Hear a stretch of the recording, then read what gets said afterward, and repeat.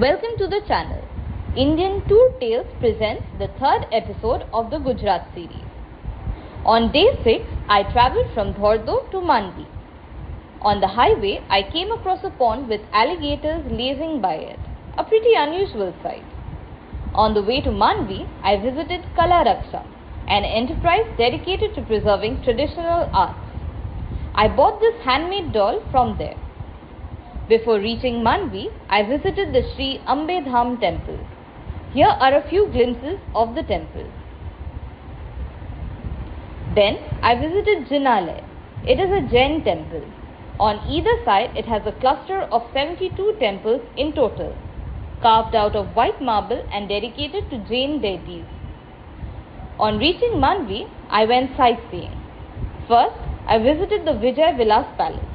It has a model of the palace, the old dining room, and the sitting area intact for display.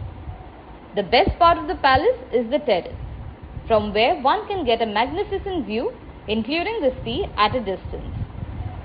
Next, I visited the shipbuilding yard, which is located on the banks of Rukmavati river.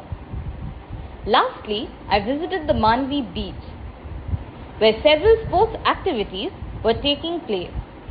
Even camel rides along the beach could be taken. Later in the evening, I checked into Serena Beach Resort. They have tent-style cottages with all modern amenities amidst lush greenery. I like the way they transport the luggage across the resort. They also have a mini golf course. The poolside is beautiful and relaxing, which looks even better at night. Their beachside restaurant looks absolutely gorgeous at night. It is a perfect place for a night stroll before calling it a day. Early next morning, I went to their private beach. The sunrise here looks magical. The beach seemed to be shimmering in gold. So I sat by the beach and relaxed for a while before checking out. On day 7, I travelled from Mandvi to Jamnagar. Since distance between Mandvi and Dwarka is long, so Jamnagar was more like a relaxing halt in the trip. At first, I visited the Lakhota lake, which has pristine blue water. It is an ideal spot for bird watching and relaxing. Next, I visited the Bala Hanuman temple, which is famous for the continuous chanting of the Shree Ram mantra for 24 hours a day.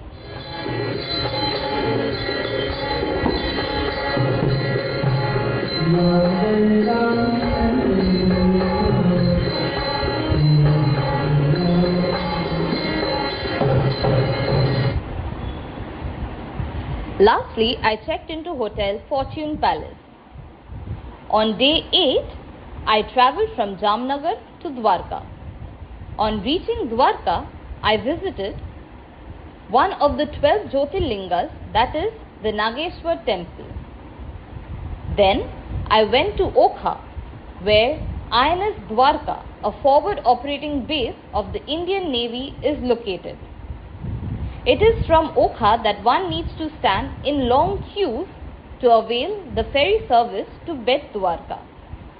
Bet Dwarka, also known as Shankodhar, is said to have been the residence of Lord Krishna during his ruling years at Dwarka. I visited the Krishna temple here. This is a common sight in Okha, as many wholesalers and business of dried fish are located here. On returning from Bet Dwarka, I visited the Rukmani Devi temple.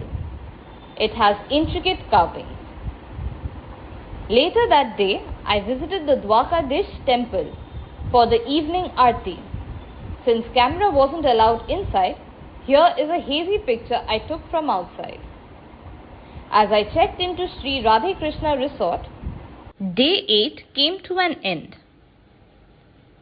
On day 9, I travelled from Dwarka to Somnath. On the way, I visited Porbandar. Here, I visited Kirti Mandir, which is a memorial built in memory of Gandhiji and his wife Kasturba Gandhi. Adjacent to it is the ancestral house of the Gandhi family, where Gandhiji was born. As Porbandar is famous for white metal items, I had bought this white metal ornament box with beautiful designs. It has a small mirror and a detachable tray inside. It is also famous for spices. On the way, I caught a glimpse of the Huzur Palace, which is not open to visitors. Finally, on reaching Somnath, I checked into the Fern Residency Somnath.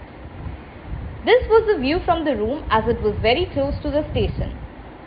In the evening, I visited the Somnath temple, which is considered the first among the 12 Jyotirlingas. I attended the evening aarti followed by watching the light and sound show within the temple premises itself. The remaining part of my Gujarat trip will be covered in the episodes to come. So please stay tuned and don't forget to like, share and subscribe to my channel. Click the bell icon so that you don't miss a video of Indian tour tales.